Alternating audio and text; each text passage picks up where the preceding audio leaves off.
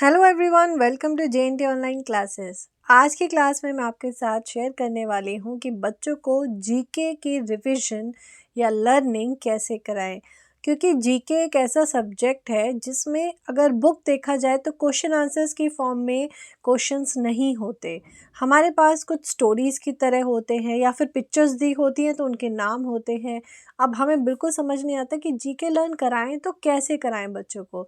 तो इसी पे बेस्ड है आज की वीडियो। बहुत इजी से कुछ टेक्निक्स आपको सिखाने वाली हूँ ताकि बच्चों को जीके आसानी से लर्न हो जाए और जनरल नॉलेज में वो बने मास्टर।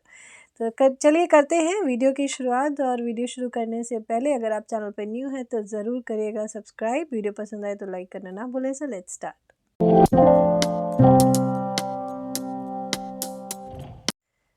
मेरा बेटा फर्स्ट में है। जीके की बुक उसकी कुछ इस तरह की है।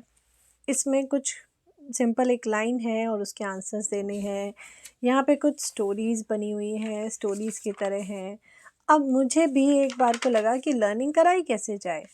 अब इस तरह के कुछ क्वेश्चंस हैं जिसमें ऑप्शन दिए हैं। चलो ये तो आसान हो जाता है कराना, जिसमें क्वेश्चन आंसर्स की फॉर्म में उसमें पेरेंट्स को भी समझ आ जाता है कि लर्न कराना कैसे है। लेकिन अगर क्वेश्चंस ही ना हो और हमें सिर्फ इस तरह से कुछ ऑप्शंस दिए गए हों, जैसा कि मैं आपको दिखाती हूँ, जैसे बस आउटडोर गेम्स हैं, उसके बाद फिर इंडोर गेम्स हैं, मतलब इस तरह की कुछ चीज़ें हों, मैचिंग है, तो अब इनको लर्न कैसे कराएं। अब पता नहीं किस फॉर्म में क्वेश्चन बन के आ जाए। तो ऐसे बहुत सारे सवाल होते हैं और हमें यही नहीं समझ आता कि जीके की प्रैक्टिस कराएं कैसे।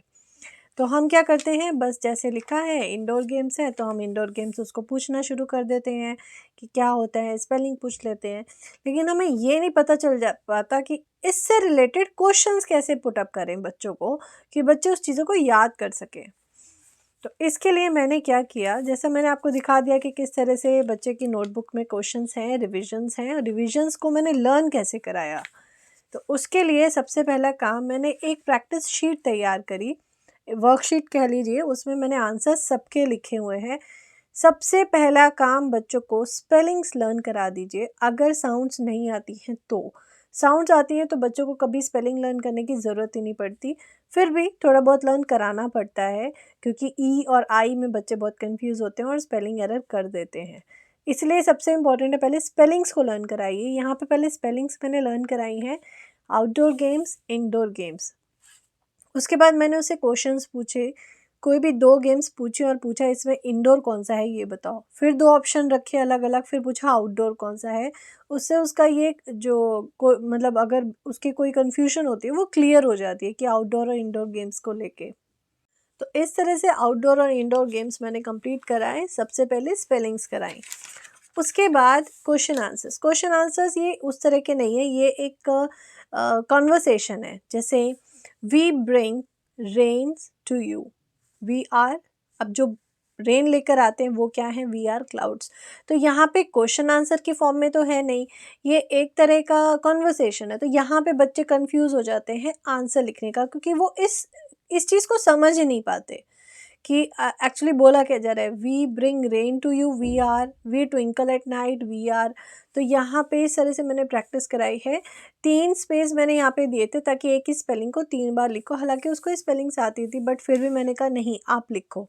लिखने से क्या होता है, सिर्फ ब्रेन को ही नहीं, कई बार हमारे हाथों को, हमारे फिंगर्स को भी आंसर याद हो जाते हैं। इसलिए आँखों से भी, ब्रेन से भी, कानों से भी सुन के और लिख के भी, हाथों से भी। तो 4 स्टेप में हम लर्न करवा देते हैं बच्चों को। जैसे रेनबो है, रेनबो की स्पेलिंग यहाँ पे 3 बार लिखी हुई है। उसके बाद है जैसे मैच। अब मैच मैंने डायरेक्ट ना देके सबसे पहले मैंने आंसर्स के साथ में 2-2 बार लिखवाए, उनको मतलब रिपीट करवाया है कि सेलफोन के सामने मैक्रोमैक्स है, मोटर बाइक के सामने हीरो है, एलईडी के सामने सैमसंग है, सोप के सामने डव है। तो पहले उसने 2-2 बार लिखे और बोल बोल के लिखने हैं, बिना बोले कोई भी आंसर नहीं लिखना है। आंसर को बोलकर ही लिखना है। बच्चा बोल के जितनी प्रैक्टिस करेगा, कभी स्पेलिंग एरर नहीं होंगे, वो सही से प्रोनाउंस करेगा और आंसर भूलेगा नहीं। उसके जैसे शूज़ हैं एडिडास, कोल्ड ड्रिंक पेप्सी, तो उसके सामने ही मैंने आंसर्स उसको लिखवाए थे। उसके बाद है जैसे अब ये क्वेश्चन आंसर्स है। क्वेश्चन आंसर्स को लर्न करना थोड़ा आसान हो जाता है क्योंकि इंग्लिश में ईवीएस में सब बच्चे क्वेश्चन आंसर लर्न करते हैं, तो क्वेश्चन आंसर फॉर्म में बहुत आसानी से बच्चे लर्न कर लेते हैं। तो जैसे what is the colour of the sky blue, which animal has horns cow, which animal has long neck giraffe. उसके बाद है डिफरेंट काइंड्स ऑफ हाउस। अब ये जितने हाउस हैं सबके सबसे पहले उसने सिर्फ रीड करके सुना है, उसके बाद उसको लिखे।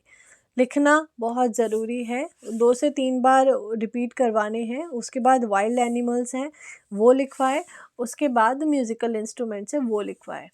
तो इसके लिए जैसे यहाँ पे लिखवाने के बाद ऐसे पूछ सकते हैं जैसे मतलब tell me about any musical instrument, कोई भी 2 से 3 नाम बता दो, या डिफरेंट काइंड्स ऑफ हाउसेस, कितनी तरह के हाउसेस होते हैं 2 से 3 नाम बता दो। 2 से 3 भी अगर बच्चे ने याद करे तो इतना भी काफ़ी है। इसी तरह से वाइल्ड एनिमल है जो फॉरेस्ट में रहते हैं। उसके बाद है fill in the blanks. Fill in the blanks को लर्न कराने के लिए एक आंसर मैंने खुद लिख के दिया और एक आंसर पे बच्चे ने खुद लिखा है। मतलब एक मैंने लिखा है, एक उसने लिखा है। पूरा फिल इन द ब्लैंक ही मैंने बना के दिया है, पूरा लिखा है लाइन को, सिर्फ वही स्पेस छोड़ा है जो उसको लिखना है, जो फिल करना है, जो पूछा जाएगा। तो इस तरह से मैंने फिल इन द ब्लैंक्स की प्रैक्टिस करा दी। उसके बाद मैंने लिया टेस्ट। अब टेस्ट मैंने पूरे जितना भी मैंने रिवीजन कराया, मैंने सब में से अलग अलग तरह से क्वेश्चंस बना के, या बहुत कुछ कुछ क्वेश्चन एकदम स्ट्रेट भी बना के दिए, कुछ थोड़े से घुमा के दे दिए। फिर देखते हैं, देखो स्कोर उसने अच्छा करा, बहुत अच्छा स्कोर करा है।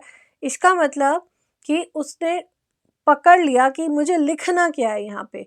देखिए होता क्या है, क्लास फर्स्ट के बच्चों को बहुत मुश्किल होता है कई बार समझाना कि क्वेश्चन एग्जैक्टली क्या कह रहा है। वहाँ पे या तो टीचर समझा दे, अगर टीचर ने नहीं समझाया तो बच्चा कंफ्यूज होकर छोड़ देता है। तो हमें कभी कभी बच्चों को कुछ हिंट देने पड़ते हैं जो क्वेश्चन में से वो पिक कर लें, वो पकड़ लें उस हिंट को और वो आंसर लिख दें। तो ये हिंट बहुत काम आते हैं, और स्पेशली उन बच्चों के लिए जिनको रीडिंग की प्रॉब्लम है या जिनको राइटिंग की प्रॉब्लम है, उन बच्चों के लिए हिंट बहुत काम आते हैं। तो इस तरह से मैंने पूरा एक टेस्ट बना के दिया, फिल इन द ब्लैंक्स, जैसे right any 2 outdoor games, right any 2 indoor games, matching यहाँ पे बना के दी है। कुछ क्वेश्चंस हैं जो बिल्कुल स्ट्रेट मैंने उसको लिख के दिए थे, जैसा आपको दिख रहा होगा, और उसने काफ़ी अच्छा स्कोर किया उसमें। इसका मतलब अगर जीके को कुछ इस तरह से लर्न करवाया जाए तो बच्चा इजीली कैच कर सकता है।